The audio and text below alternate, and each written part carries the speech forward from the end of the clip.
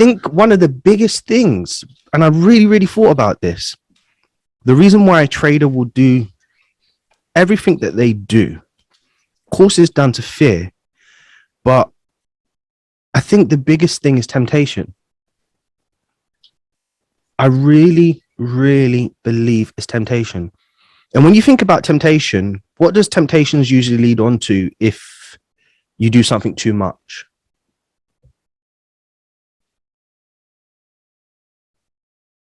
If you're tempted to do something, addiction, exactly. And addiction is very closely associated to what when it comes to making money? Gambling. Correct. Gambling. So when you think about, I mean, obviously it goes deeper than this, but if you think about the process, I'm always trying to find the root cause of why we would do something that we know logically is not the right thing to do. And if you think about the root cause of that, granted, there may be fear, there may be factors that you might be thinking about, which is I may have to go back to work in 6 months. My parents are going to send me back to school. May not be able to leave my job, and I hate my boss all of a sudden because I found trading last year when the pandemic hit. You know, all of these things, of course, are contributing to that temptation, but ultimately it is the temptation, isn't it? So let's say you're in a trade now and you're in a winning trade. What is your initial temptation? With the trade? Yeah. To close the trade, to close close- partial. Yeah. To close the trade. When your trade is going against you, what is the temptation? To lose Get it this, to move the surplus and Correct. be again the trade. When you're up 3% on a challenge and you take a trade, what is the temptation? If it's losing, it's to close it because you don't want to lose the profits. If you're winning, you want to close it because you think that the market might turn against you. And ultimately, that is all led on by the temptation. So if you think about this, every single scenario that you faced as a trader, like now, I'm about to go to MT4, but I said to myself, I'm not going to go to MT4 until what? What did I say? I'm not going to go to I'm not going to go to MT4 until when? Your alerts come up. No, I don't have alerts. Yeah. I'm trading the 4H time frame. For us to lose. Correct. But the temptation is so strong. Okay. Now, let's say I wait till the 4H close, which is in about an hour's time. The fact that the previous candle closed bearish, created a top wick, and then now is pushing bearish. What am I sold on in my mind? What is the reason I've taken this trade?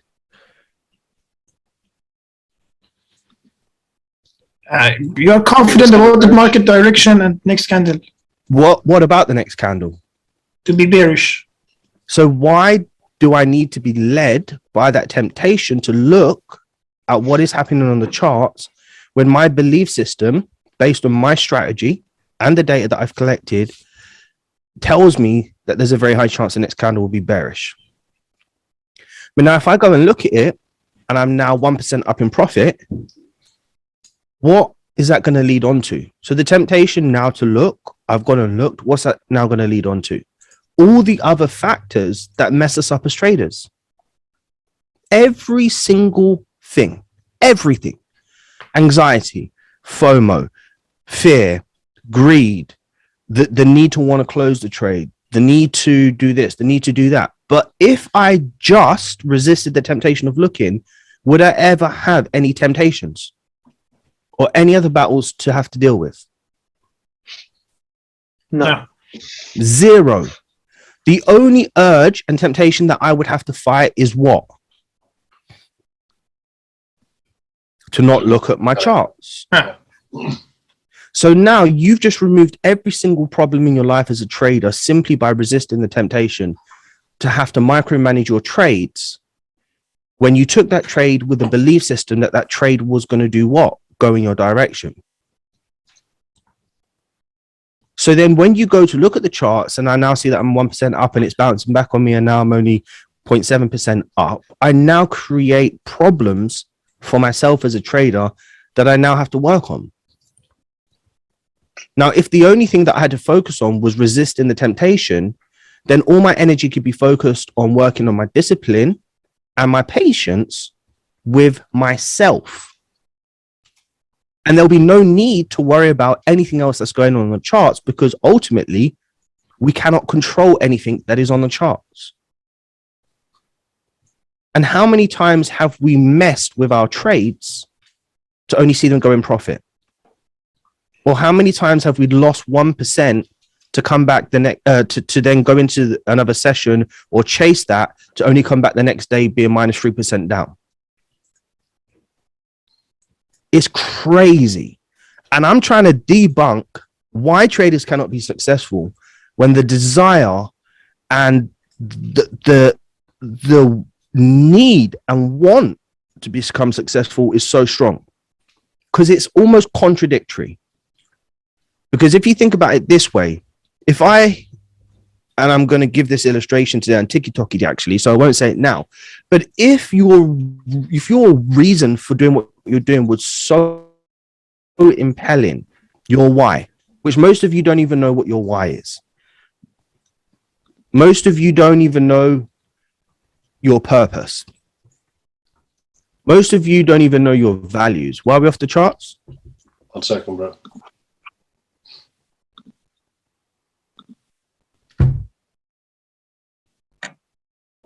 If your why was so impelling, why then do traders mess up?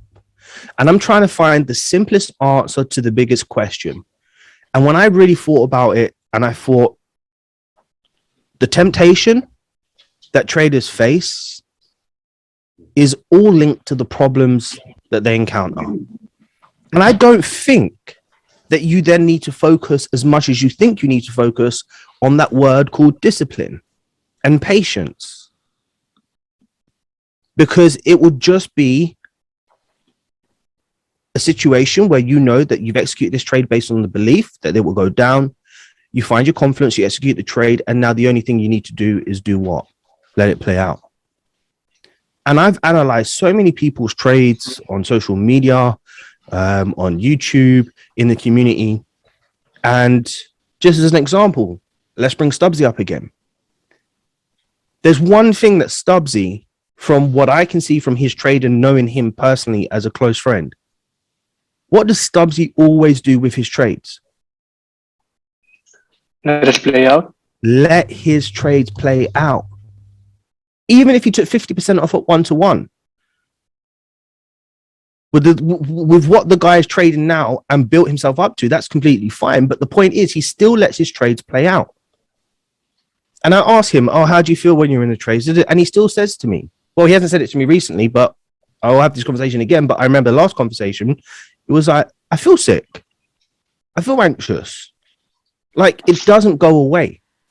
Do you understand? Because it means so much to him. The guy's trying to build his future. He's trying to build, create security for his family. Do you understand? There's nothing else that's coming in from him. Well, maybe there is now, but I'm just saying he has to do what he has to do because his reason for doing what he's doing is so impelling. Do you understand? And I'm sure Stubbsy feels tempted to touch, but he knows that if he does that, then he's just going to mess everything else up.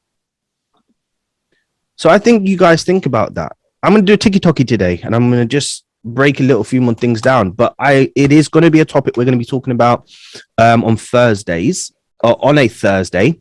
I'll do tiki-toki dances soon when I lose some weight, man. I don't mind doing that.